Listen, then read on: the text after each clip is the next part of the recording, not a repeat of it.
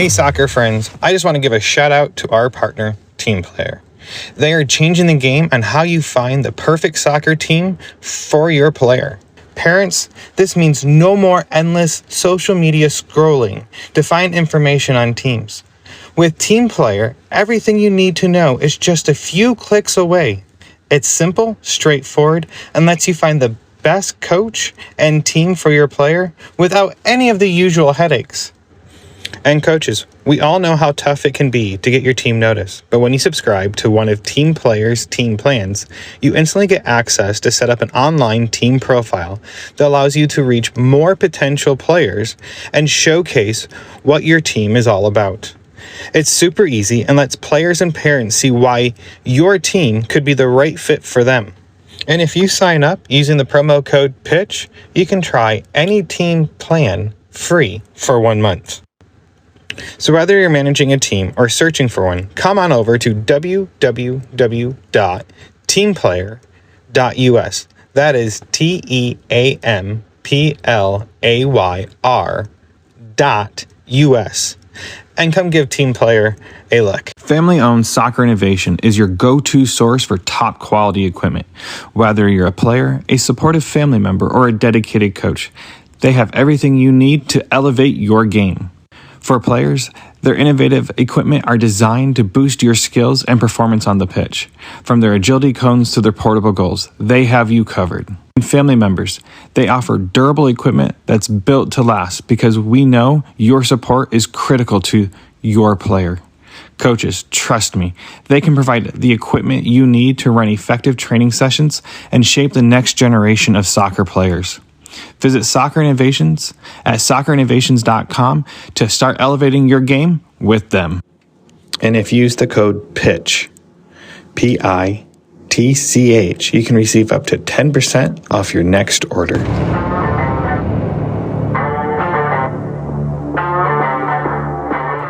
Hey everyone, this is Ian Babcock, your host. This week I have Coach Gordon. He is the owner and founder of VMR Academy. And this is more of your speed and endurance and agility type coach. He's great to watch. I randomly came across him on social media. And since he's from North Texas, right here in our backyard, I thought he would be a helpful person.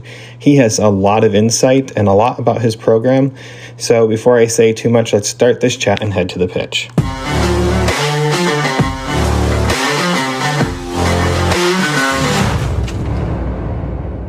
Hello, everybody.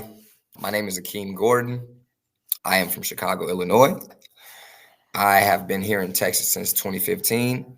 I had the opportunity to go Division I to play Division I sports at Austin Peay University, where I ended up transferring to start my collegiate career at Trinity Valley Community College.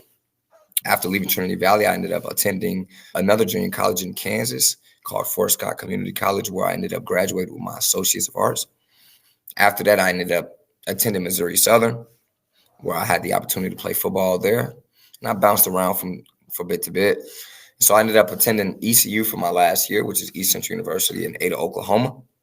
After that, I had the opportunity to go in a rookie minicamp with the Jacksonville Jaguars before being plagued with COVID. After that, I ended up signing with the Calgary Stampeders, where I was given an opportunity to go there, where again, I ended up catching COVID. So my opportunity was limited. I then signed to play in Turkey, where it was a huge difference for me. And I already had at the time 3 kids. I was like, you know what? It's time to try something new. And so my last year, I signed with the Tucson Sugar Skulls in Arizona, where I was like, yeah, my career is coming to an end. During that time, I started training. During the year of 2019, I started the business called VMR Academy, Vision Meets Reality. And I wanted to help athletes reach the goals that they were actually trying to obtain. And I started seeing so many different people offer training experience, training drills and things of such. And I felt that it was a bit still and playing a part of being underdeveloped or developing kids not at the full potential that they really needed to be at. And so I knew that I could potentially be more hands-on in that area. I ended up starting the business in 2019. My first client was in Oklahoma. I charged them $10. Ever since then, I started seeing not only what the athletes could do, but how they could change based on what we offer them as people. And so then the business started to grow, but it wasn't growing fast enough. And so when I first started, I started begging people to train. Please just let me train you. You won't regret it. And then it started to grow. And then eventually I ended up relocating here in the North Texas area, located in Denton. And again, I ended up taking a different route where I was introduced to a ton of soccer players who needed skills and agility and speed and so on and so forth. And so I trained one soccer player, and then I trained two soccer players. Then I trained 15 soccer players. Then I trained 20. Then I trained 35. Then I trained 50. And it started to catch fire. And so within that time, it was growing, but I still wasn't reaching the audience that I potentially wanted to reach, which was football. So then I ended up falling in love with soccer more than football. Why? Every sport, it uses the same mechanics. In soccer, I seen that at that time, kids were underdeveloped in regards to no arm movement, not running on the balls of the feet. A lot of them were toe runners, and so they weren't applying a proper amount of power into the ground. They weren't getting to the ball or to certain angles in a precisely manner. And so again, it continued to grow from a soccer standpoint. And I got about another 25 more clients from soccer. And so every 25 clients I got from soccer, I was only getting one football player. So I was like, wow, am I just now a soccer coach? And so then from that standpoint, I started getting more football players. And then I started to realize that it all comes hand in hand, goes hand in hand when we're talking deceleration, acceleration, breaking on 90 and 45-degree angles and 180-degree angles. I just had to make sure that the message was relatable enough for them to understand. And so it started to grow consistently. I ended up getting the opportunity, by the grace of God, to purchase a facility here in Crum, Texas, where it's continuing to grow even more rapid to the point where I may end up having to get something bigger. But in this business, I realized that it's not the drill that people are paying for. It's the person behind it. And so my main thing was to make sure that not only was I ensuring the athletes' results, but I was ensuring safety and, more importantly, results to the parents. And so I started taking it upon myself to make sure that the same way I was explaining it to the athletes, that the parents understood it as well.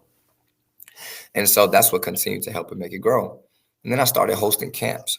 And then I started seeing 2 people show up, then 3 people, then 5 people, then 10 people, then 35, to the point I started training teams. And my wife and I always say, who are we?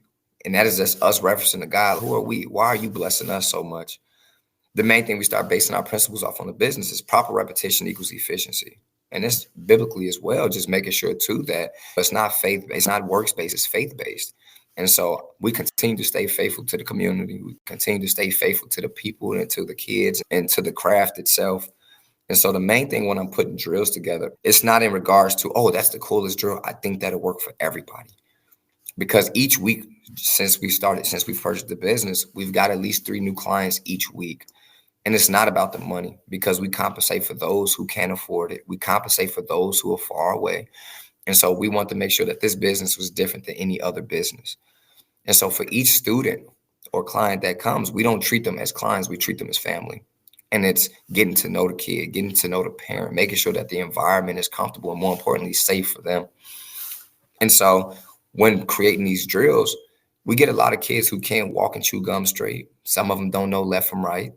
And so the main thing we started basing the training off of is a lot of proprioceptive movement, gross motor skill movement, fine motor skill movement, activating the central nervous system, and, more importantly, still getting to know these kids. The generation nowadays is so different because we call them tablet kids or iPad kids or phone kids. And so some of them at this time, they aren't outside how we used to be back in the day. We're building things or creating our own ramps or setting things on fire and running away from it, even though we caused the problem. And so the main thing we're doing with training too is teaching kids how to problem solve, teaching kids how not to be afraid of being social, teaching kids how not to be afraid of competition. And so the main thing that we started to amplify within the training business is making sure and ensuring and making promises that we could keep. And there's some kids I've gotten who they walk bow-legged and make it seem like they have 3 right feet. And so the way that I speak to the kids, it really comes from my wife.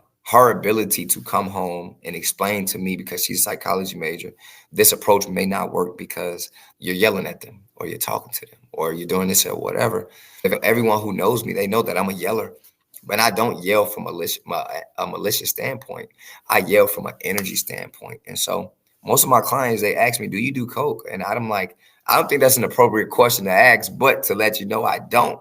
But I'm that high on energy. And so my job is to make sure that not that I'm matching the kids' energy, but my energy is way higher than theirs, because I want them to know that most trainers that are training, they're putting people through drills that they can't do. I'm putting people through drills that I've excelled at.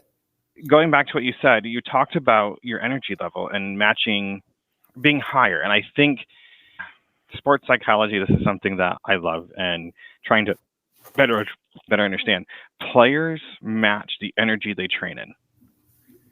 It's the same way in gameplay. If they're playing a low-level energy team, they match, even though they may be the better team, they match the energy that's in front of them.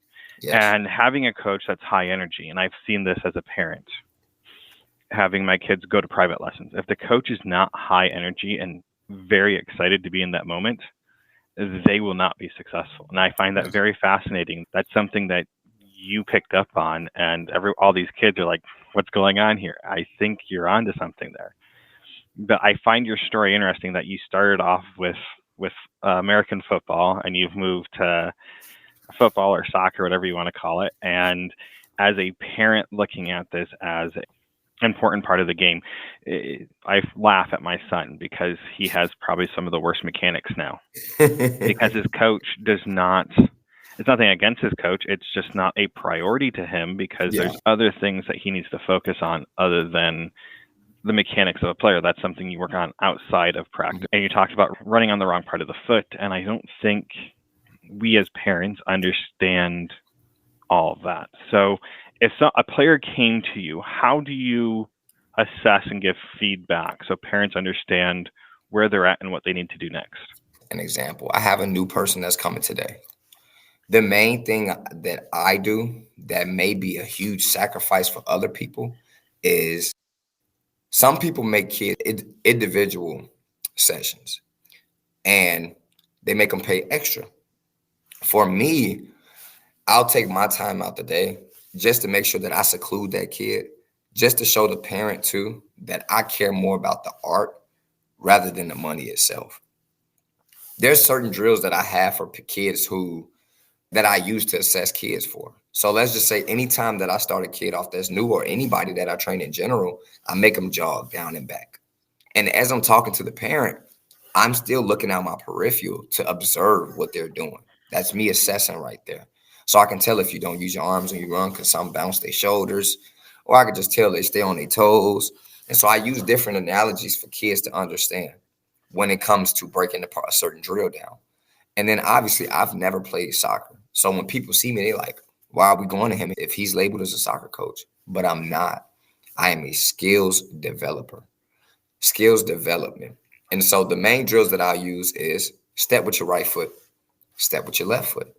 And then when they step, most people that I've been training now, they know that anywhere you step, your entire body has to go that way.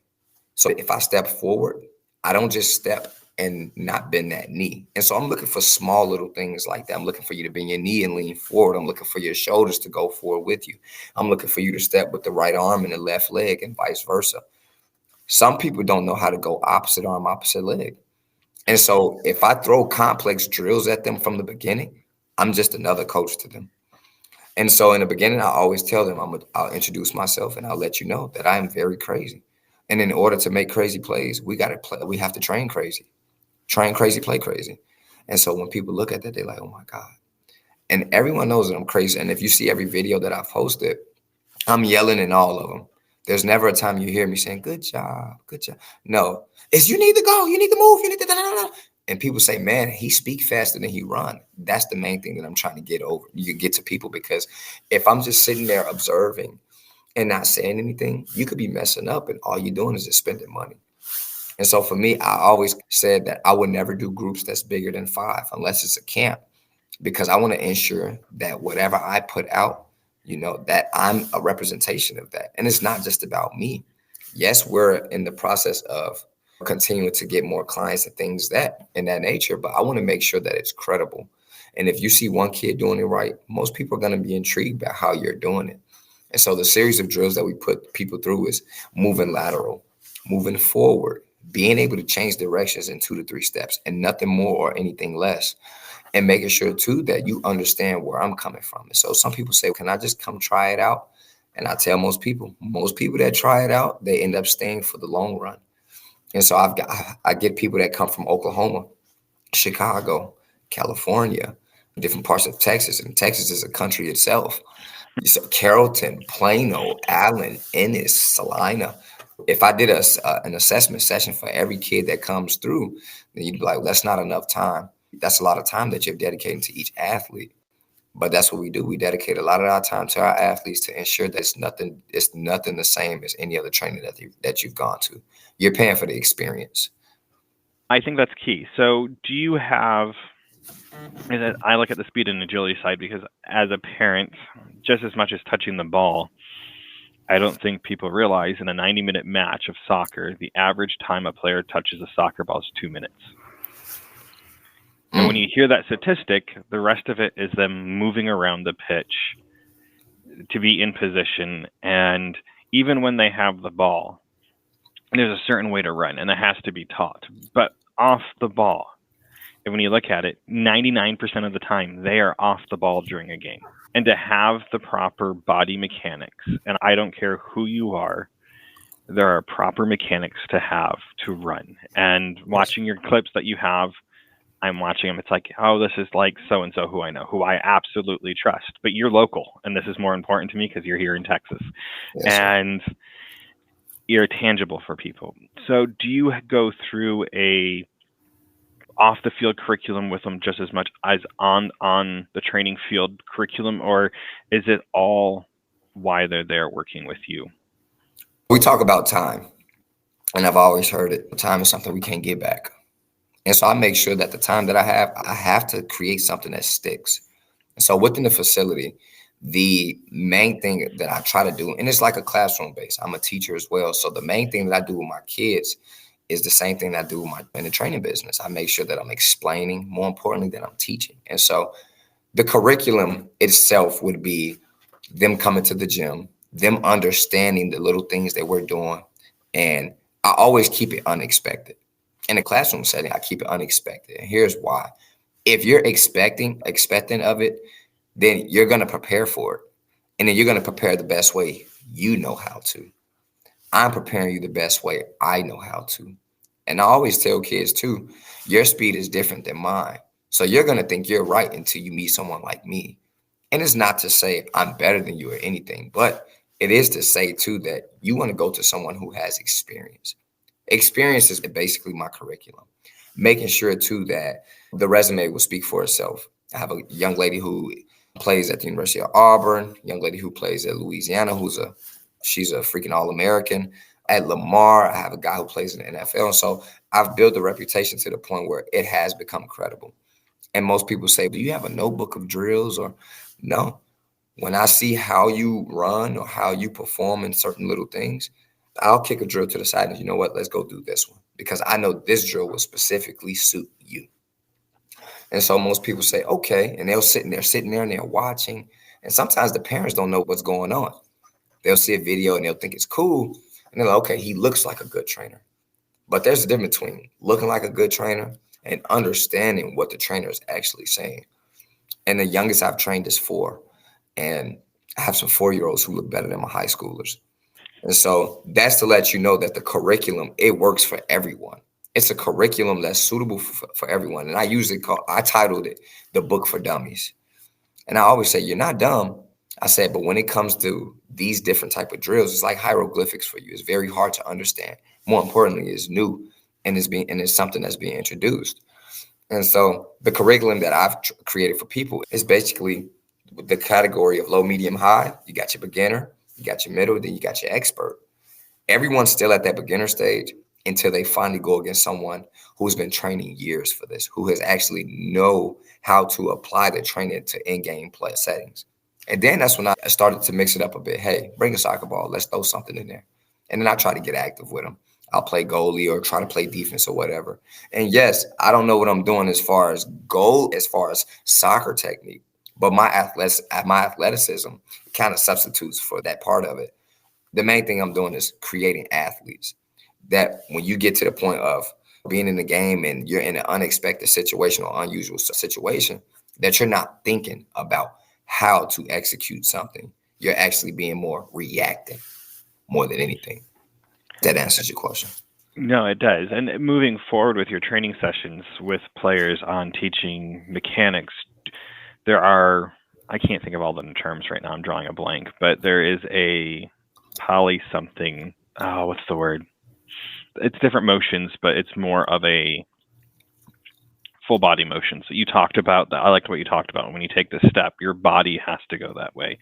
Yes. And things when you're looking at athletes, most parents and most athletes don't think about it. And you hit it right there on the head. It is making it second nature to do these motions. So how often do you see athletes and trainers? Do you have a program where it's like once a week, or is it when they can make it, or is it like you have an expectation? Like I'm not trying to be mean, but you fire clients because at the end of the day, I'm a firm believer. Either you put the work in or you're gone. I tell my son this all the time. He's 11 and my daughter's 7. And I tell her, I'm starting to get to her, like, either you put the work in or you quit doing what you're doing. Yes. You may love it, but we don't do it at that level. Absolutely. I think players have to understand that if they're not doing and do what you ask and apply it, there's no point of them coming back. You're wasting your time, you're wasting parents' time, you're wasting their time. Do you have those high expectations for your clients that are coming in? And do you make sure that the 4-year-olds to the 20-something-year-olds understand this? Or is there a way that you break it down better for them to understand? Correct. So at the moment, I have a 6-week clinic that I'm conducting that we're now into the 3rd week. I try to host clinics every so often for those who can't make twice a week, or for those who can't make it as frequent as those who are close by. You asked if I have is it a once a week or twice a week? I give people that option.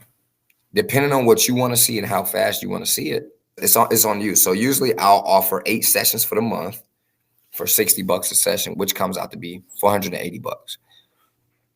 For those who want to come once a week, I tell them it's $75. And here's why. I hated discussing numbers with people, but when I tried to make it super duper affordable, people started abusing it. Once I started saying, you know what, I'm going to make you actually pay. And when you pay, you're going to actually see the results. I heard this phrase, when you try to dumb it down, that's when you realize that you're cheating yourself. And to the point where someone said, parents have money, and if they care about their children, they'll invest in them the correct way. And I'm the correct way. And so I get people who come once a week, and I tell them all the time, within the first 3 sessions, I guarantee that you will see what you're looking for. What you've been looking for years is what you'll find here in weeks. And so it's a curriculum. It's a plan that I and my wife have established to the point where we know what works for kids. A lot of the things that I do, I experiment on my kids. So if there's drills where we're doing jumping rope through hula hoops, people are like, what does this work on? Why are you making my kids jump through hula hoops? I'm not making them jump through them. I'm making them jump over them. And so a lot of kids don't have rhythm. We're here to establish that rhythm. We're here to make sure that they can do 2 steps to the left and 2 steps to the right. I make it a friendly environment to the point where not only are they now open to doing the drill full speed and making a mistake full speed, but they aren't intimidated if they do wrong. And I always tell them, this is the place to make a mistake. Once you start playing in the game, you're able to make mistakes, but they have to be very limited. My job is to make sure I'm limiting mistakes, because let's say you do get to touch only 1 ball within that 2 minutes. You have to carpe diem, seize the moment. That's either your chance to make sure that when I touch this ball, either I'm going to score and this coach keep me in, or if I touch it and I lose it, I'm most definitely getting out. And so I'm trying to ensure the kid that you have to make sure whatever you do, even if it's a mistake, it has to look full speed. Because we can tell when a kid mess up, makes a mistake. They get down on themselves and they walk to the sideline or they look out the corner of their eye. My job is to make sure when they make a mistake that it doesn't even look like a mistake. It looks as if they're continuing to play the game and they're out there trying to improvise. And so even if you drop a ball in the game, let's say from a football perspective, you drop a ball in the game, I want to make sure too that when you drop that ball, you're able to shake back. I want to make sure that if I am training a goalie and she misses and she gets scored on, that the next 3 times that she doesn't get scored on. Because it's easy to lose our momentum by letting our flesh self take over during the game. I'm trying to make sure that you continue to have that faith in yourself and from the Lord himself to make sure that, you know what, this is something that I can do and I can continue to do it at a high level. And so when people hear me talking, they're like, man, like, why is he so consistent? Consistent is the word that I'm trying to harp on. Man, he come here yelling at us every day. And I always tell them, just because I'm yelling at you, it doesn't mean I dislike you. It doesn't mean that at all. I see potential that you don't see nor feel. I think that is huge because you talked about several of the things. I look at it from the soccer perspective because that's where my life evolves around right now. Yeah.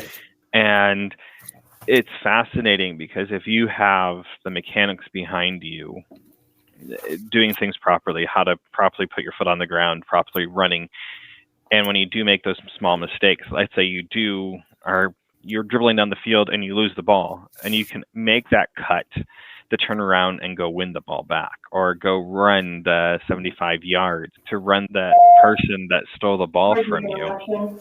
You have a greater chance to, that's what I'm looking for. Have a greater chance of winning the ball back, and your coaches see that. And I find it fascinating when you look at kids today that they lose the ball, and I swear this comes back to the tablet mentality you talked about earlier. Kids on devices, they can just put the phone down and come back. In the real world, they can't. They have to they can pause the game. They can catch their moment and go back and playing the video game or whatever they're doing. And in real life, you have to turn around and go run that 75 yards, win the ball back, or try to, and to show your coach that you're capable of it. And I'm watching kids today that they win the ball and they're getting smoked. And I can guarantee it's not because they're not athletic. It's because they don't have the proper mechanics behind them. So you talk about different things you do. Do you have, when you're teaching these classes and working with them, do you work through, what's the word I'm looking for? A series is set. I'm going to use my son and my daughter. So if my son came, you wouldn't have him and her in the same class. Would you try to, are you able to have different levels of players coming in at the same time? Or do you break it down differently? Okay. So there's today or tomorrow, I'm training a kid who they're brothers. Training he's 12 years old and then the other one is 8. Typically, the younger one always picks it up way faster than the older ones. Why? Because they're receptive. They're a bit more receptive. More importantly, the older kids, they have developed a habit that's good to them, but it's really a bad habit. And so let's say for your son and your daughter, if majority of the time when they're siblings, they majority of the time struggle with the same thing. So if you get one kid who won't use his arms, big brother, little brother is maybe looking at big brother and he's okay. If he's doing it like that, I definitely want to do it like that. And so now it's called environmentalist constraints. We learn based on what we're around. And so I don't have a problem with putting kids in the same group that struggle with things like that. Prime example, if I have a group of 6, that group is mainly a group of 6 because I know for a fact that each drill that I create is tailored to all 6 of them. And so I don't want to create a drill or group that I know only 2 kids are getting and the other 4 kids are messing up on. So I create something, or I create the groups in general to make sure that it's for each kid that struggles with, that have the same problem with the same things. And right now I have a brother he plays goalie and the other one plays striker, but they both move like goalies. Matter of fact, the goalie doesn't even move like a goalie. The goalie, he moves like a power forward in basketball, and the striker moves like the goalie. So his feet are very stagnant. My job is to make sure that when I am doing these things, that I create drills, one that they've kind of went through before, but the terminology is different. Most kids, most coaches that I see, they do a series of wall drills. Everyone knows what wall drills are.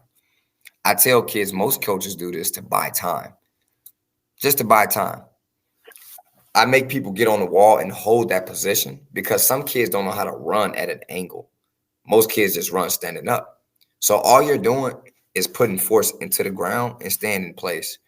My job is to get you to push forward to the point where you understand how to keep this position and why wall drives are important. Then we do a series of drills where I have you walking. In the beginning, it's not hard. It's very difficult, though, because it's very slow.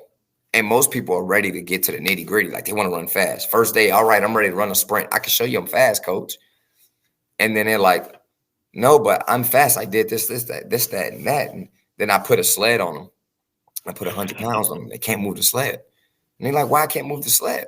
And I'm like, it's because your foot is back here. You're not using your arms. You're asking God for help while you're running. You have to make sure that everything flows. And then it's a rhythm. And so I try to get kids to understand that the same way you move lateral has to be the same way you move vertical. Putting power into the ground, using your arms. Your arms are a constant movement. And then too, you're talking to kids that haven't even been in a science class or even understand science. Like, what is inertia? And I'm asking them these questions. And then when I tell them this, they start repeating it back to me. So you are a product of what you're around. And my job is to make sure that whatever they are around, which is me, that they're picking it up fast as I'm teaching it. What is the most important thing? I shouldn't say the most important thing. What's the most common thing? Because I'm going to say soccer. What's the most common thing you're seeing with soccer players today that is the common issue? I know soccer players have a weird run because they're kicking a ball. They have a pivot toe because it's how they dribble. Mm-hmm. I talked to a running coach and he asked right away after he saw my son run. My son did track and field one summer. He goes, "Is he a soccer player?" I go, "Yeah." He goes, "You can tell by how his toes are pointing." Yes. How do you change those mechanics? Because that's not good for running. I played baseball and I did basketball and wrestling. Those were my sports, and I love running. Yes. And the positioning of feet for soccer players, it just becomes a natural body positioning for the feet. Do you try to help them overcome that, or do you try to help them learn to adapt because that's just how their bodies are now, because that's how the sport has shaped their body to be? I scare them. And for whoever's listening to this podcast, you want somebody to scare them too. And here's why. As you were growing up, parents would say, if you see a stranger's trying to talk to you, you better run. And then you may see a stranger, and the first thing you heard your parents was run. I have them do a series of drills. We do plyometric jumps or pogo jumps. And I make sure that they aren't landing on their toes. I tell them, if you land on your toes, I'm going to kick the box over. And most kids think I'm lying. So if they land on that toe, I'll kick the box over, and you see them tumbling. And the parents are looking, they're like, are you supposed to do that? I'm like, he didn't listen. I'm like, I want to make sure that you're not wasting your money. So the parents be like, okay, he making sure I'm not wasting my money. That's all I want to hear.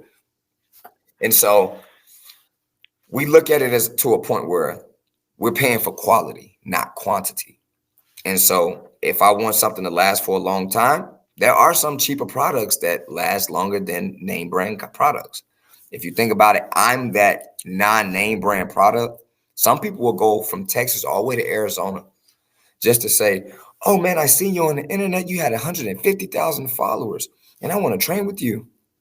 And now you're paying that $1,200 for a month when you can get everything in 1 month from me for $480. I also have a ruler that I hit kids with.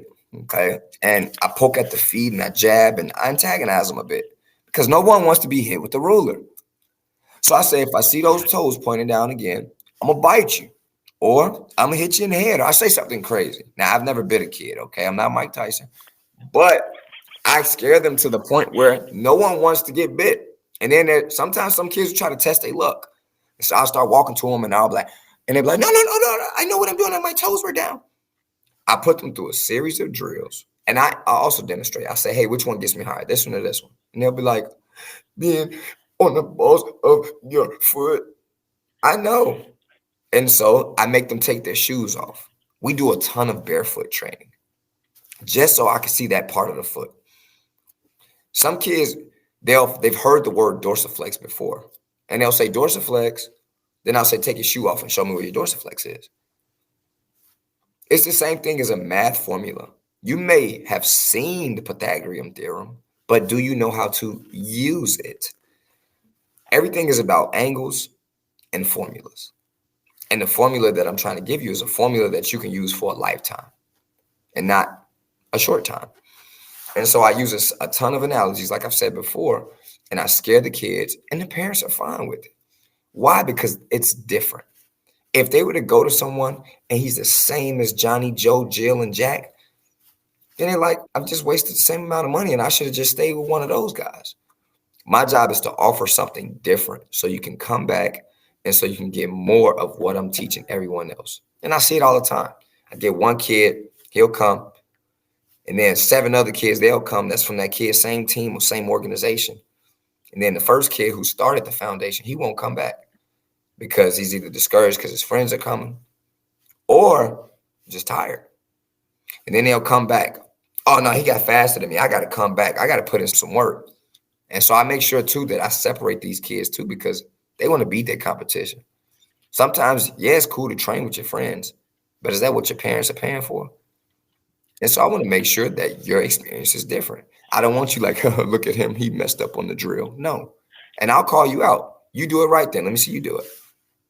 I'm going to put you on blast to make sure that everything that I've said to you has stuck. And if it didn't stick, I want to make sure where I'm failing to teach is something that I need to get better at. And so it's a reflection. And so everything that I do, I record it. I record everything from talking to moving to whatever. I have a camera and I'll be sitting there and I'll be looking at them just with the camera right there. And they don't notice, but I'm recording everything and I'll play it back for them. And I'm like, what could you do better here? And most of the time kids, yeah, they're kicking the ball or they're doing ball dribbles with the ball of their foot, but they can't run on that part. And they're like, if I can do this with the ball, why don't I run like that? And I'm like, you telling me? I'm like, this is what I've been trying to get you to do for 5 months.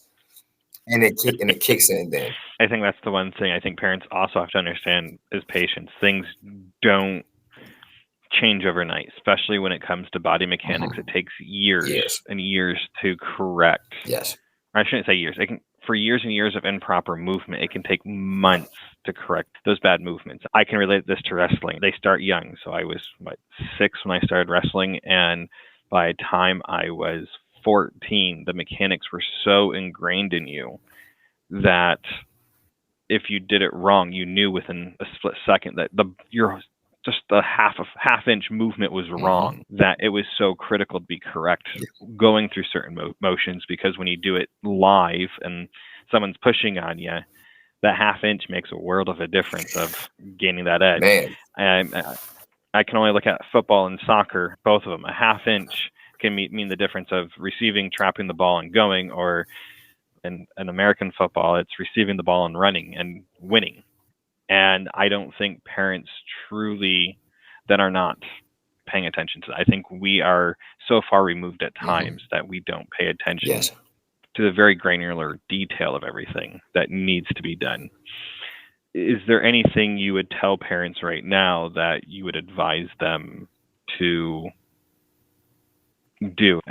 We'll get to where you're at and everything, but to look for, to see what they need before they bring their child in. So to make sure that they're heading down the right path with their athlete. I would say the main thing is making sure your children are not wearing Hey Dudes and Crocs or slippers to school.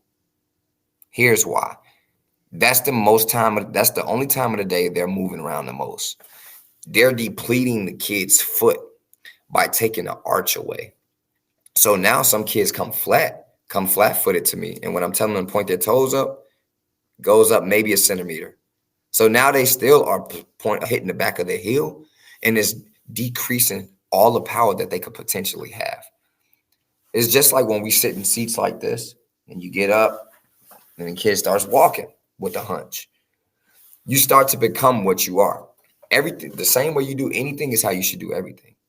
And that's what is coming to that is what the world is conforming to in a bad way. Okay, if I do this way, then I'm just going to keep it that way because it's been working this whole time. I have a kid who I spoke with his dad yesterday. The kid is going to be freaking phenomenal. He may be the first 5-star athlete to be in this city where I'm training. If they've not seen anything like him. But he wears slippers to school, Uggs, and nice shoes too. But I say, Dad, he needs to start wearing gym shoes. If that small thing will create such a big factor in the long run. And it shows not only how dedicated the kid is, but it shows how committed the parents are.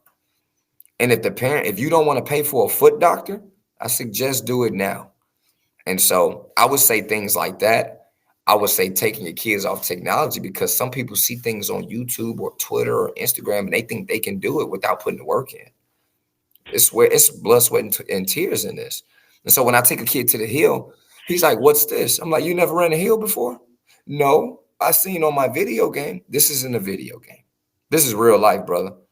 And that's the thing. People are so stuck in virtual when they can but they don't know that this is real life. And money isn't easy to come up on. In college, in these clubs, they're getting equivalent to those prices. And so if that's something if that's an expense that you want to take off, as far as, making sure they have good, proper footwear, making sure that the diet is perfect, making sure that they have equipment at home that they can just play with. Just buy the equipment and lay it around the house and let them make a mess. Let them make a mess, because if you don't, they'll be afraid to do anything. So let them. Where can we find your information at? So if someone's looking for you, we can go find it. Oh, man. I'm all over social media. Instagram, Facebook is where I've started it at. Twitter, which I really don't get on. I would say mainly to, obviously, again, I am very active on these social media sites or whatever. And I'm free. Like, you don't have to pay for a consultation to call and talk to me. I'll talk to you just because I like to talk. But you can find me on Instagram, Facebook, again, Twitter, TikTok, where everyone likes to get on and dance. But yes, that is where you can find me. I am easily available to get access of or get a hold of. My facility is located here in Crum, 5034 Hopkins Boulevard. You can type it into Apple Maps, and it'll pop up as VMR Academy, which just happened yesterday. And so trying to make this thing very global to those who actually care about their kids' development. My favorite question: who has been the greatest influence on you as a player and a coach? Whew. All right, here we go. I got 3 people. I'm not going to sound cliche. You get people say, "I just want to thank God for everything that he's done for me. Without him, nothing's possible." No, it's not that simple. It's not that simple. I am going to give all the thanks to God, all the glory to him for being so graceful to me, so merciful to me. I'm not a person that's going to sit here and hide anything from you. I always tell the kids, you'll never know what the truth looks like if no one is being honest to you. And I share my testimony with every kid that comes through there. Even if they're 4 years old, they're like, "Coach, you weird." Well, I'm just trying to let you know who God is himself. I've been through so much in my life. This is my ministry, to help people, to help kids. And it's not just a good job, pal. It's to actually correct them where they're doing wrong and to correct them where they're doing right. God has brought me through this infamous journey where I can actually give back, share my testimony, share my word, and make sure that I'm helping kids understand what life really is, because it's not just sports. Then I want to give thanks to my wife, because without her, I don't know where I would be. She's the reason for this business. She started this business. She created this business. I'm just the drill maker. She's the person behind everything. She creates the camps. She's the reason for the organization of things. She is the reason for it all. And more importantly, the love that comes behind it. Because if I didn't have her, the business would be totally different, because it'll be based off of intrinsic instead of extrinsic. Just because I can do something doesn't mean that someone else can do it the same way. So shout outs to my wife. And then my junior college coach by the name of Jordan Gush. Everything he's taught me, man. He was just being real with me one day. And he said, "I'm going to just let you know, you're not going to make it." And some people will look at that as, "You're trying to down me? How dare you?" And I looked at it as if I need to work harder. And eventually I was part of that 1% that made it. But I always thought of him, and I was like, man, he was real with me. He kept it 100. I tell it, keep it a buck. And so his ability to explain things, bring me into meeting rooms with him, show me the behind the scene things of how things are being organized and how things are being structured to the point where it's tailored to an athlete and not to just the person itself. Hey everyone, I really hope you enjoyed this episode this week. Coach Gordon was great to have on. He is a great man. His social media shows what he's actually doing. If you have questions, go check it out. All of his information's in the show notes. Don't hesitate to reach out to me or reach out to him if you have questions. Like he said, he's always willing to chat and up to a conversation. So I hope you take him up on it. I hope you go check him out on all of his social media and possibly go check him out and try him out. Hey everyone, if you guys have enjoyed this podcast, have enjoyed what I've been trying to do, the messages that I'm putting out there, please give me some ratings, some stars on all the podcast sites that you listen to this on. Give me a review, share this, share with others. The more I can make this grow, the more I can continue doing this. I'm really trying to make a difference in our soccer community. So I hope you guys have enjoyed all this. And until next time, I'll see you at the pitch.